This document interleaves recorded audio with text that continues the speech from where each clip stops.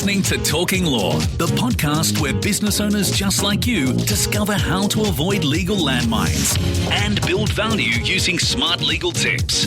Join your host, Joanna Oakey, as she cuts through the legal jargon and gives you clear and simple, actionable legal strategies, which will get you optimal business results.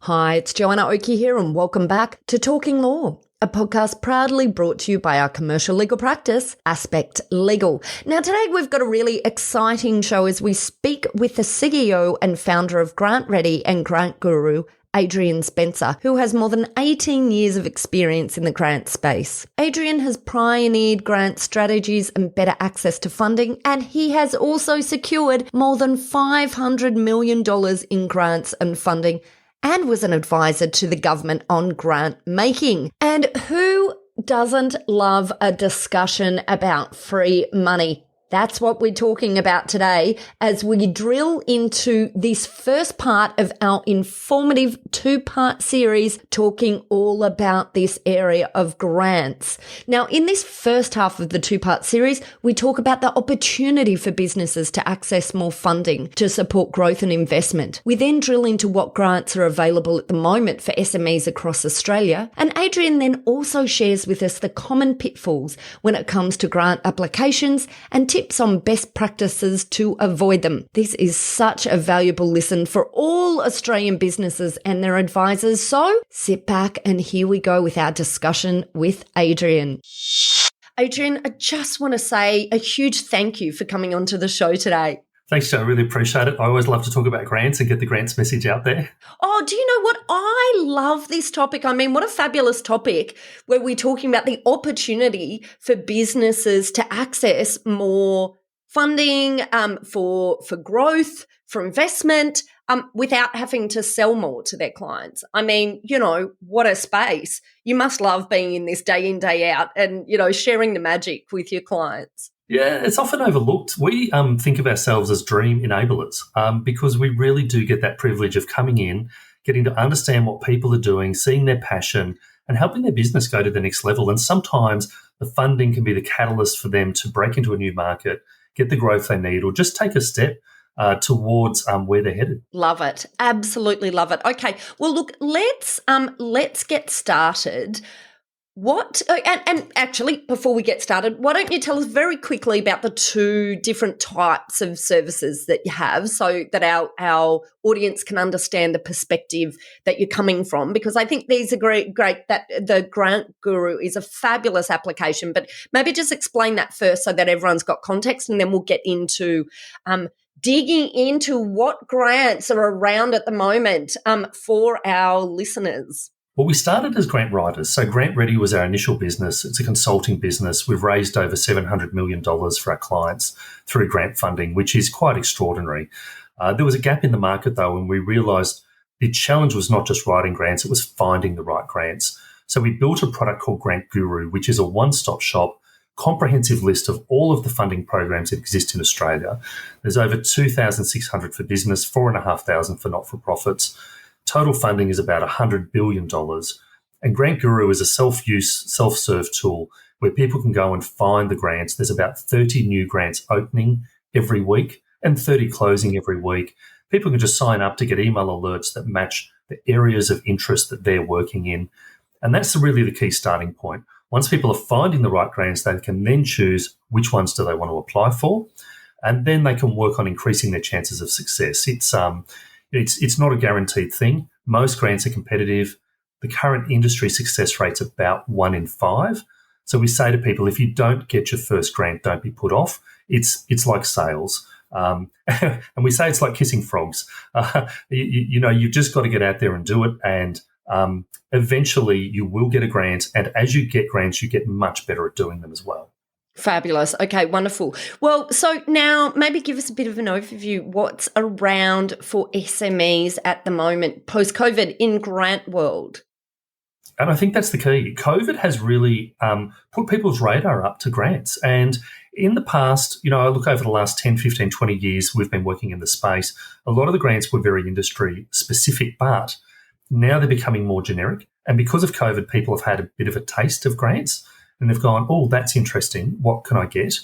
And in the past, I would have said there was never much for retail and there was never much for services. But COVID started to change that.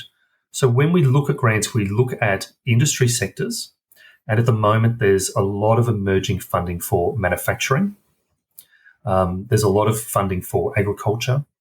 And there's a lot of support for supply chain. So I think COVID's highlighted that we're very reliant on global supply chains, and when they're problematic, we've got problems. The new federal government has announced they want to set up a $15 billion fund to support manufacturing. There's already $1.5 billion that was announced and released by the last government, plus another $500 million that was budgeted. So things like the Modern Manufacturing Initiative, we're going to see a lot of that funding go out, not just in the cities, but to the regions.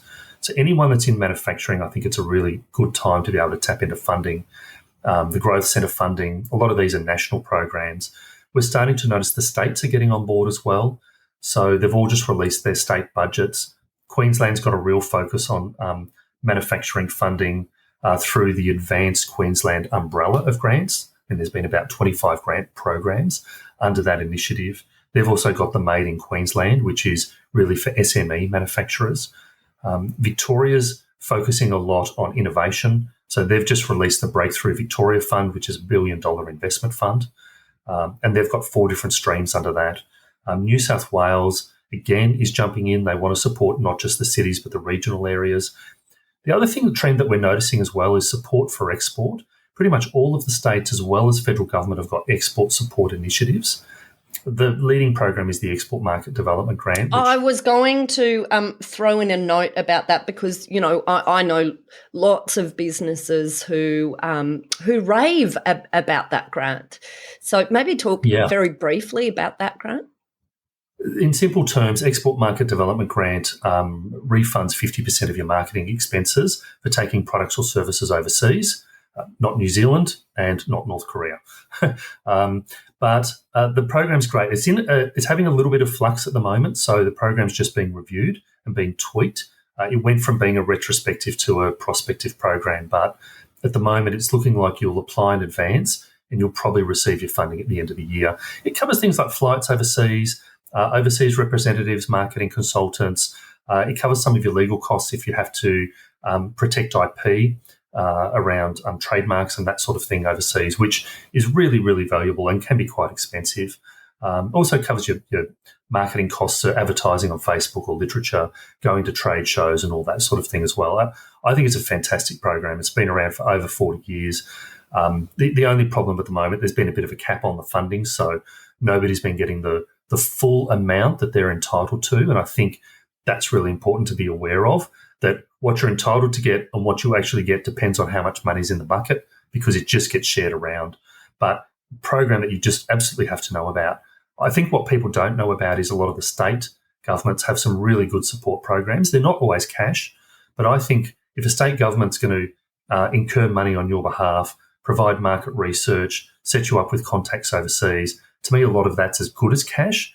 And so I really recommend that people get in touch with their state government and find out what support, whether it's trade missions, whether it's grants or whether it's services they provide. A lot of that is the best kept secret. So export manufacturing are big. We're still noticing that governments are trying to help businesses get back to normal after COVID, especially if they're in the services and retail industry.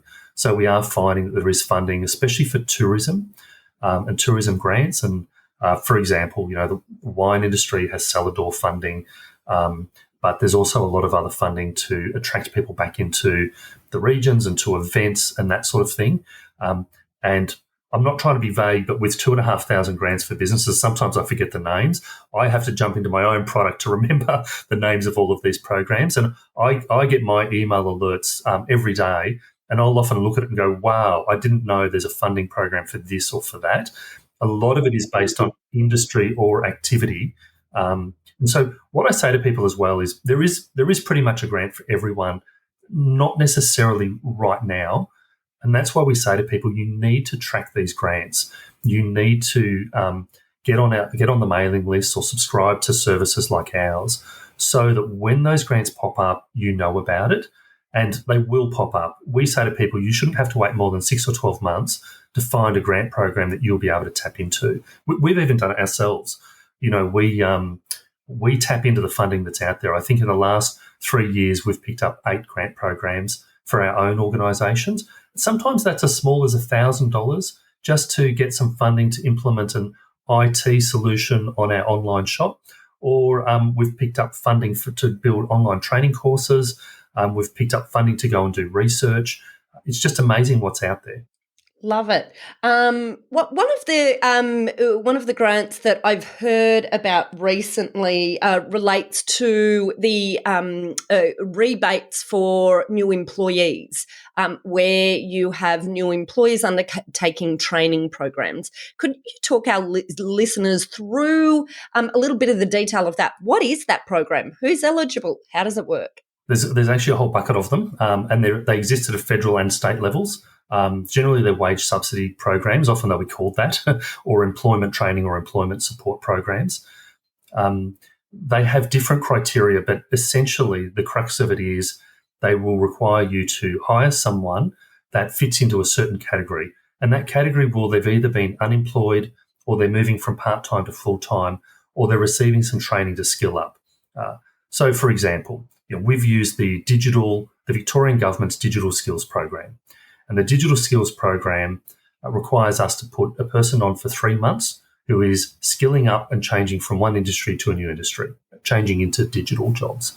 We've hired a software developer, we've hired a marketing comms person, and those people, what they do is they provide you with a up to sort of 30% rebate for the 3 months, and then it's up to essentially an internship for them. And then if you want to keep them on after that, you can.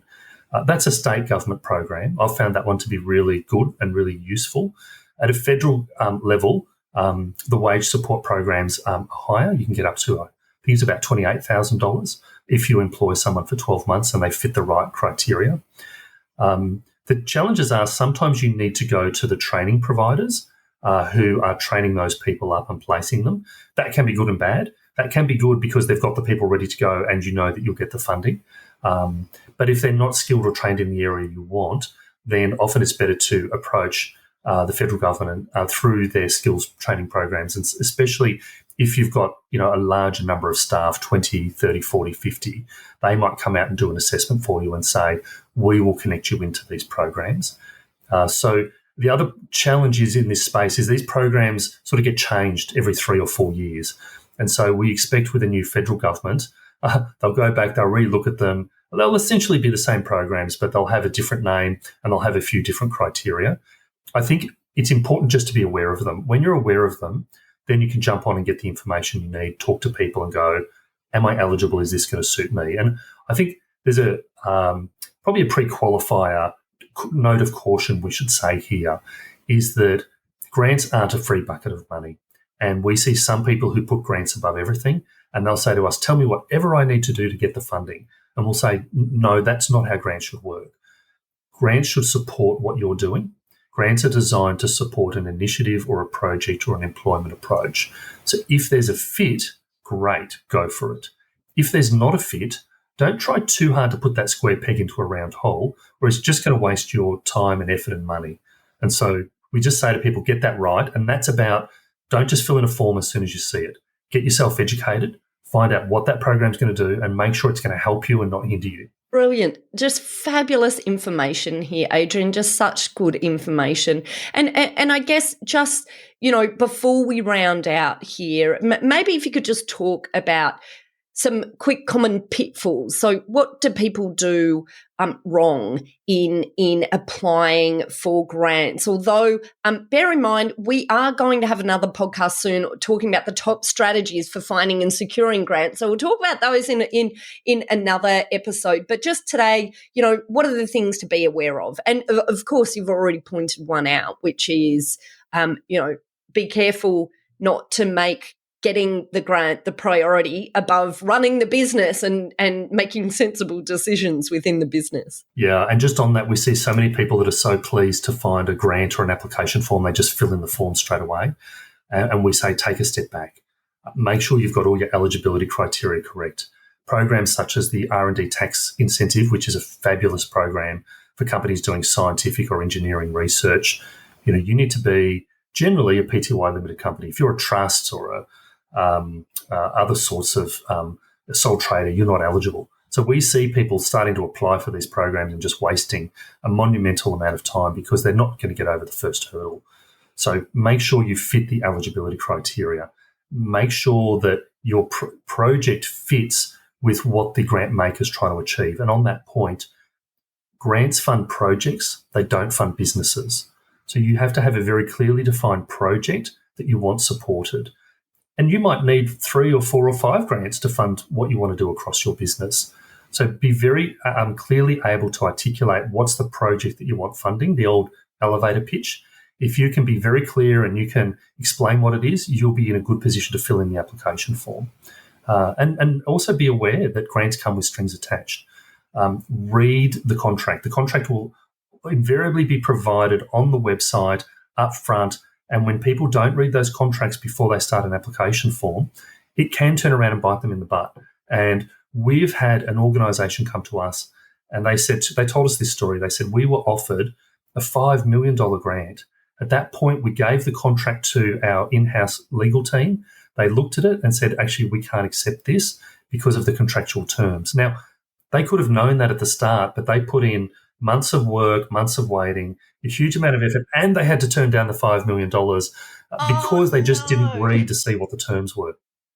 Devastating. Wow. We're always harping on about prevention is better than the cure. Getting ahead and understanding the terms before you waste all this time in the application, seems obvious, but it's so I can see it's so easy to get caught up in the excitement of this free money coming in that you maybe forget to dot the I's and cross the T's right from the very beginning. Really, really good advice, Adrian. Look, I just want to say a huge thank you for coming onto the show. We have more podcasts coming up with you where we're going to talk more about tips and traps in creating your grant strategy and finding and securing grants.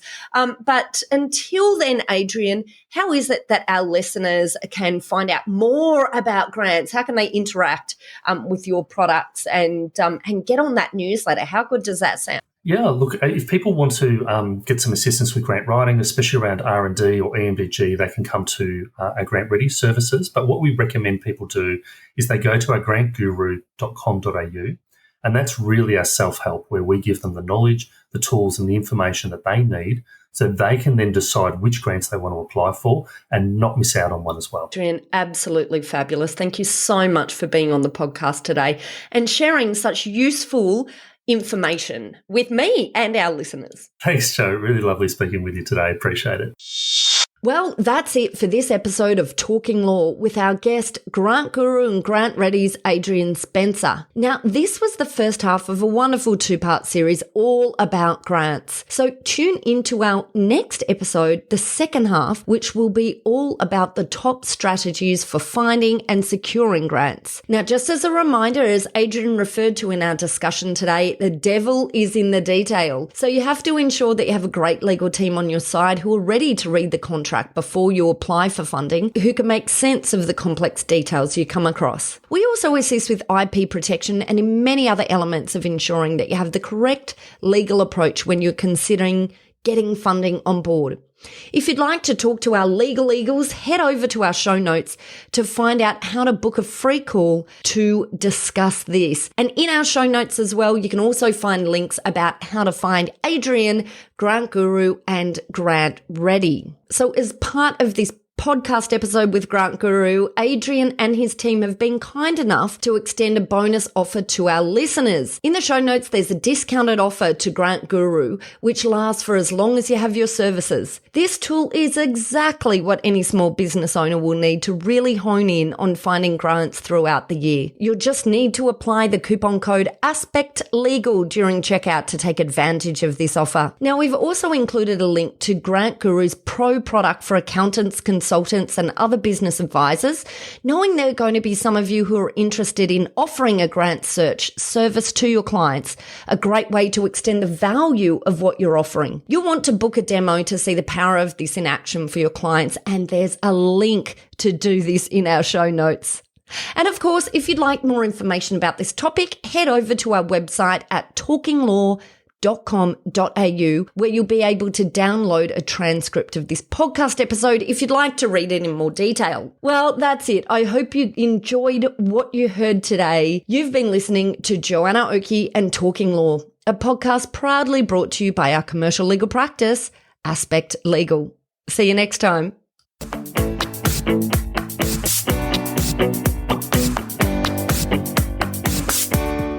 Are you looking for a top quality legal team to assist you in your organisation? Aspect Legal is an innovative commercial legal practice that specialises in providing fast and professional services for their clients. If you'd like to chat about how we might be able to assist you, simply head over to our website at aspectlegal.com.au to book in a time for a free discussion with one of our lawyers.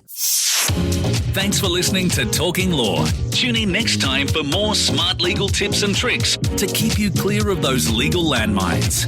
If you want to get a download of today's show notes, head over to talkinglaw.com.au. Information in this podcast is general in nature, not legal advice. If you want advice for your business, visit talkinglaw.com.au.